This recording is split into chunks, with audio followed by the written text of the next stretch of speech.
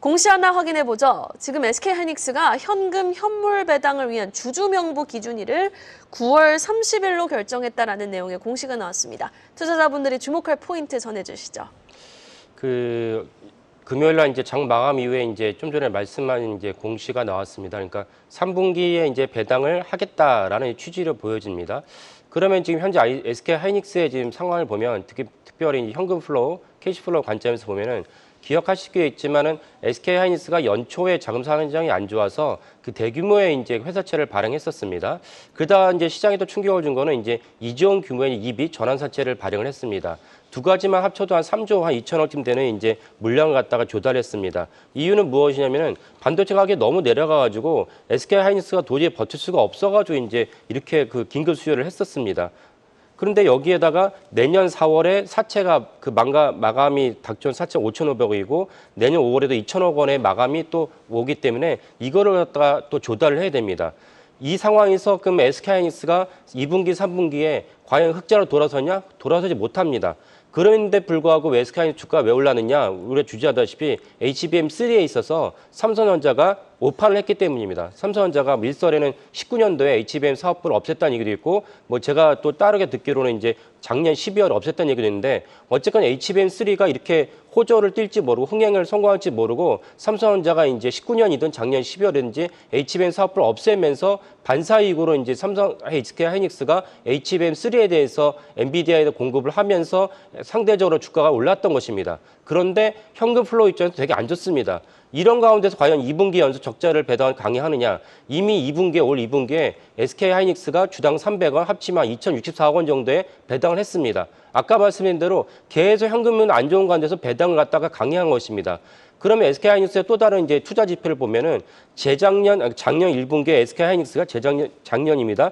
그 투자한 금액이 5조 2천억이고 올해 이제 2분기에 투자 금액이 1조 9천억입니다. 거의 이제 3조 정도의 투자를 갖다가 없앴습니다. 이러면서 회사를 꾸역꾸역 끌어가고 있는데 왜 굳이 2천억이라는 그 알뜰한 금액을 갖다가 2분기에 배당을 하고 만약에 또 이제 동일하게 배당한다면 2천원의 배당이 또 없어진 것입니다. 그러면 소액주주 입장에서 300원씩 가져가겠지만 이게 대주주는 누구냐면 SK스퀘어거든요. SK스퀘어는 2분기 연속으로 400원, 800원씩 가져가게 됩니다. 이런 것은 사실은 SK하이닉스의 장래를 보면 좋지 않은 결정이라고 알 수 있습니다. 이런 관점에서 SK하이닉스가 설령 공시를 하긴 했지만은 배당을 줄이든지 다른 식으로 융통한 것이 낫지 않나라는 생각을 합니다. 삼천당 제약이 전환사채 물량 32만 주가량을 보통주로 전환한다라는 공시가 나왔는데요. 주가에는 어떤 영향을 줄 수 있는 대목일까요? 그럼 단지 주가 보면 이제 이번에 그 추가 물량이 32만 주인데 전체 주식 비중에서 1.4% 불과하기 때문에 주가에 당장 큰 영향은 없을 것입니다. 삼천당 제약은 이제 의외로 바이오 시밀러에 대해서 사실 어려운데 성공을 해서 캐나다에다가 최대 한 200억 정도 이렇게 라이센스 아웃을 했습니다. 그렇기 때문에 라이센스 아웃을 했으니까 삼천당 제약이 개발한 이제 바이오 시밀러니까 황반반성 이제 치료제에 대해서 이게 실제로 존재하는구나, 실체가 있구나라는 것 시장에서 알려지면서 또 다른 중요한 게 뭐냐면 황반반성 치료제 SCD-411에서 원래는 캐나다보다는 유럽에 대한 계약을 체결했었는데 본계약이 계속 미뤄지고 있었습니다. 세 차례나 미뤄졌다가 10월 달에 사실은 7월 달에 삼천당 제약이 10월 달엔 반드시 이제 본계약을 체결했다고 7월 달 공지를 했는데 10월이 멀지 않았죠. 그 말은 무엇이냐면은 조만간 또 한 번에 삼천당 제약의 주가가 상승할 수 있는 모멘텀이 10월에 발생한다라는 것을 좀 주목하시면 좋을 것 같습니다.